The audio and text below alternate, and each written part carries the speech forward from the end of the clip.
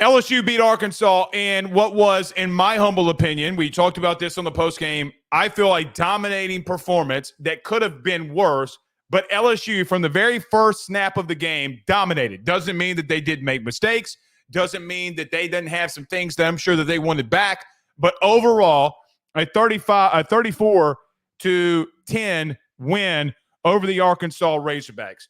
Let's start off with the offensive side of the football because I don't think that we can start anywhere else other than one thing, in my humble opinion. I thought that the game plan that Garrett Nussmeier executed and that Joe Sloan called was absolutely fantastic. I loved that when Arkansas played off coverage, hey, man, we're going to take the 8, 9, 10, 11 yards that you continue to give us. And it comes off of a game against Ole Miss that you were taking shot after shot after shot. It was like a P. Diddy commercial. But you reduced that. You were able to combat that. You were able to say, look, there are things that we can fix right now to make our offense better. Let's get this intermediate passing game going with our two big-bodied wide receivers in C.J. Daniels and Kyron Lacy. I thought, humbly, that it was, in doubt, the best called game by Joe Sloan, even with the mistakes that you had along the offensive line. You know, I look at some of the situations that you were in. You were in a lot of third and manageables, 3rd and 3, 3rd and 4, 3rd and 5. And you went to the intermediate passing game that started opening things up for you. It was brilliant, guys. Now, look, what you're going to tell me, and I know what a lot of people are going to tell me here is this, and it's simple. Blake, how is it that Garrett Nussmeier has no touchdowns? He doesn't have any interceptions, which fantastic. Love every single thing about that.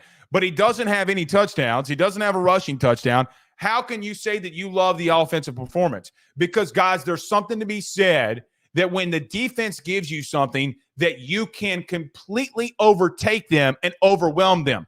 The game inside the game. The stats don't always tell the numbers. You know, our LSU great Booger McFarland put it clearly this week, and I thought it was funny, and I've heard this before, and if you've ever played football, you've heard this before too. Stats are like bikinis. They show a lot, but they don't show everything. Him having no touchdowns means nothing to me when I go back in that game and see a DB playing 8, 9 yards, 10 yards off of the receiver, and you lining up and saying, you know what, we're going to be so simple. Screw these double moves. Screw these mesh routes. Screw everything about what we're doing. Kyron Lacy, they're giving Kyron Lacy 8 yards. They're giving C.J. Daniels 8 yards. And when they come up and bump and run, and they're close to the line of scrimmage, we get Aaron Anderson or Trey'Dez Green on a slant. We're going to methodically move the football down the field, and we're going to bust you up. We're going to line up in pistol with one of our really talented running backs who's not been able to get going. You know, a lot of you this year asked, pleaded, some of you flat out begged for that Caleb Jackson be in a pistol type situation and you hand the ball off and get him ahead of steam and let him run. Guys, he had 5 carries. It's not necessarily significant runs, but he goes for 30 yards. He's being physical, has a really good run of 12 yards early in the game. Really effective. And then you have what is now, and what we found out from BK's press conference today, about an 85% Caden Durham who's getting healthier. Guys, he's only going to continue to get healthy, barring, knock on wood, a setback. Guys, I loved everything about Saturday. Everything about it, offensively. Now, the things that you got to clean up, I am not overreacting to in a one-game sample because we've seen this team through 7 games, and yeah, they've had some pretty bad false starts, but it hasn't been this bad. And in a win that is as dominating as Saturday was, boy, I'm sure glad this happened at Arkansas this week instead of when you're going to A&M this week. Because now, you know, Your brother knows, your sister knows, your daddy and grandmammy and your mommy, all of them know that Brian Kelly is going to be harping and preaching on that you cannot go into A&M and have these false start penalties or you're going to lose. This is what I'm talking about. So last week, a lot of you got mad at me, which is fine, but you got mad at me for my critiques of Garrett. Guys, a lot of these same things that they did on Saturday night in the domination of Arkansas have been there. They've been there. And if teams are going to play off coverage on you, guys, you have two wide receivers that 6'2 plus on the outside that can carve you up. Guys, it was a 3rd and 7 call. I don't know if y'all remember this. It was in the second half. But a 3rd and 7, 3rd and 6 call. LSU bunches out. They go 5 wide. They got a slot wide receiver. They got Josh Williams that goes in motion. He's the far out wide receiver on the left. They go they go Kyron Lacey in the slot. Trey Green. And then they have C.J. Daniels. Guys, everybody on the outside runs verts. So the defense bails out. Linebackers bail out. Kyron Lacey runs a small little crossing route. Boom, 8 yards, first down. The chains keep moving. Guys, that's the game of football. If they're going to give you something, you take it. The game of football or sports in general is taking what the team in front of you doesn't want to give up. We understand that, right? You know, Xavier Thomas, at least 3 times a week ago against Ole Miss on that same call is open. I love the fact that Joe Sloan and Garrett Nussmeier cleaned up the mistakes that we talked about a week ago. They cleaned it up in 1 week. That shows me 2 things. Number 1, you have a mature play caller. Number 2, your signal caller, your quarterback, is the one that executed that game plan. Guys, I'm telling you, there has not been a better offensive performance that you've had at all year than this one. It doesn't exist. Now, you'll talk about some of the great throws to Aaron Anderson against Ole Miss. Those are elite throws. Those are elite catches in big times, big moments, big players made big plays. But there comes a point in time when a team does what Arkansas planned to do against a really good team in defense. Guys, they were a top 25 or top 35 defense statistically. You should have been able to have success on them. Not that level of success. You had an offensive meeting that happened on Monday, and BK said, listen, this is what we're going to execute this week. Arkansas is going to back off of us based off of what we did. If everybody is going to back off of us now, and these boundary corners are going to back off, C.J. Daniels, 8 catches, bam. Kyron Lacey, 7 catches, bam. Oh, you want to put a smaller safety on Trey Green on 3rd down slant, bam, first down. That is executing. Now, I am not and have never once said that you don't need to take shots down the football field. Against A&M, you're going to have to do that. Now, let me break off of that point very quickly. There is a possibility that you get your biggest weapon at forcing the ball down the field this week in Chris Hilton. I'm going to say that on a Monday. However, even though I have been told, even though I've heard that, even though I believe that it could be possible, I need to see Chris Hilton get on the field. Okay? So I am not trying to report anything. I am just saying what I know for a fact. And that being that Chris Hilton should be back this week. In my heart and in my gut, something tells me, yeah, you need to see it. And that is the truth. That is open book, 100%, why you come to this show and why I am real with you. There is a potential you could get him back this week. We got to see that happen, though. These eyes got to see it happen. Guys, the touchdowns don't bother me for Nussmeier, right? Like, they don't bother me that he has none because he executed what they gave him, and he took them and he read a defense correctly. Boom, boom, boom, boom. F them up. If they are going to give you something, you take it. And I cannot emphasize this enough. If he is maturing at the part of right now, he made some very bad throws. When he got out of the game plan, you remember the game. A lot of you watched the game. There were multiple throws that he had that should have been picked. And guys, no telling what happens if those passes are picked. But one thing I know is if I'm going to get that level of execution, you're going to win a lot of football games this year. With the defense that you have, if that's the way that Nussmeier executes, you're going to F some teams up. I don't care, because what happens is, and when you get that short game rolling, the defense is going, especially the D-line is going like, man, am I really going to give all out on this pass rush when I have no chance of getting to him? It's 3rd and 6. Landon Jackson's given Will Campbell his best pass rush move, and by the time he hits the dip and rip, the ball is out, and Kyron Lacy is one step away from getting a first down.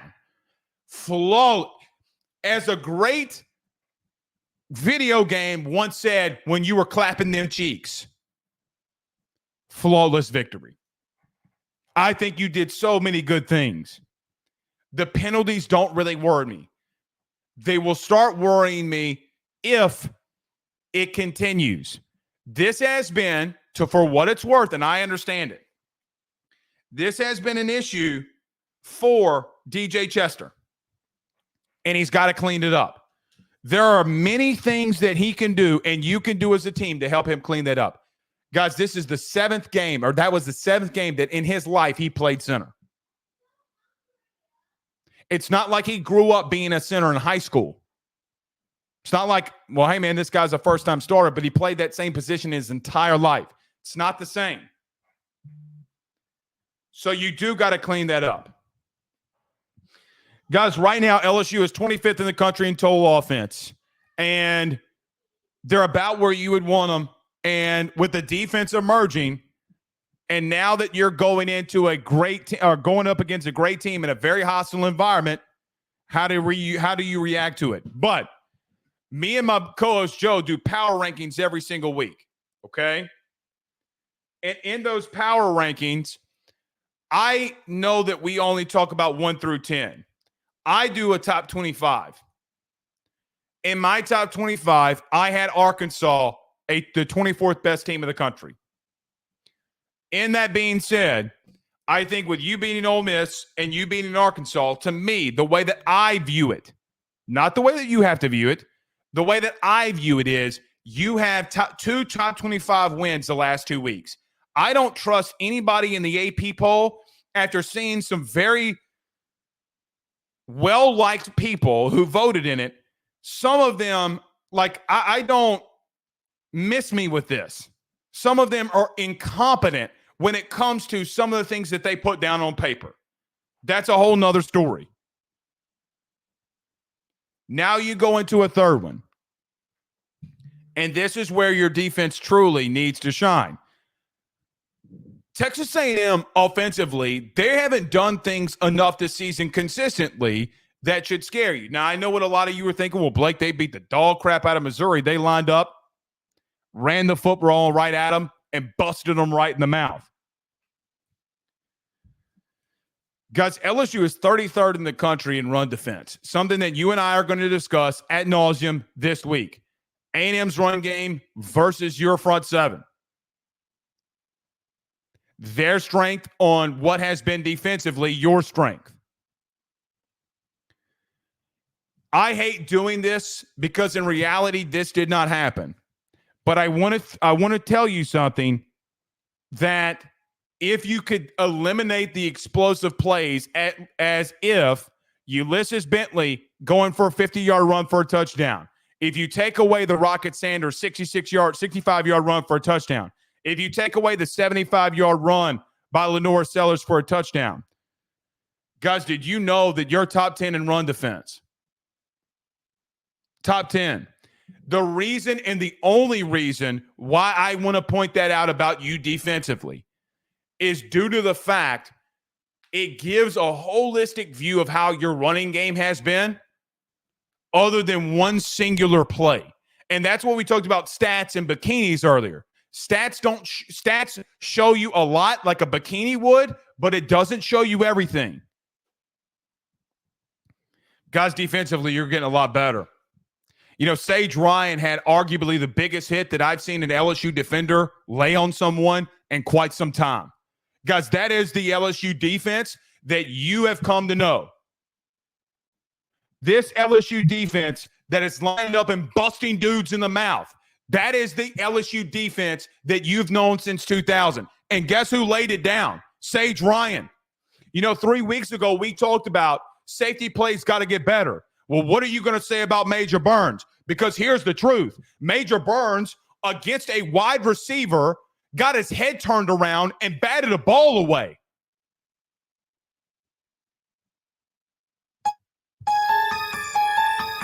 That might be the spookiest thing that I've seen since Forrest Gump broke out of his braces and started running away from the bikes.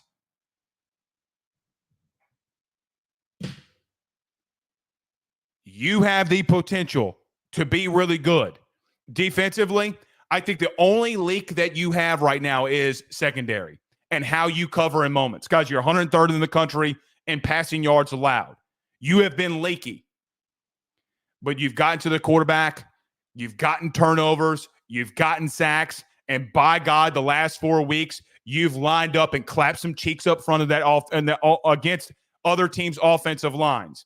You got a really good O-line that you're going up against this week. Guys, they want to run the football. But here's the truth. Can Ahmad Bro, the true freshman, who we don't talk about enough, can he continue to be as good as he has been? Gio Paez, Don McKinley, can those guys continue to make plays will be the ultimate question. And a small preview, Carter's going to join us in 30 seconds. This is what I think you got to do, and I'm going to tell you on a Monday. You got to get out to a fast start like you did against Arkansas. I don't think that A&M can keep up with you. I don't. So, we'll see. All right.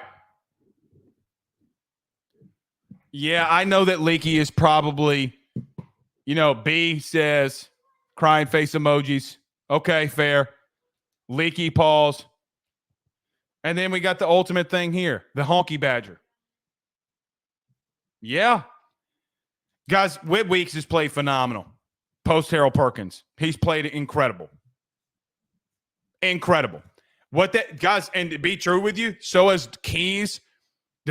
Keys came in here and made some plays. Xavier Atkins came in the game and made some plays. Gosh, you're just getting so much better defensively in the front seven. Guys, if Sage Ryan, let me tell you this. There's an A&M receiver that saw Sage Ryan lay that hit out on Arkansas on film this week, and you know what they're saying? Shit.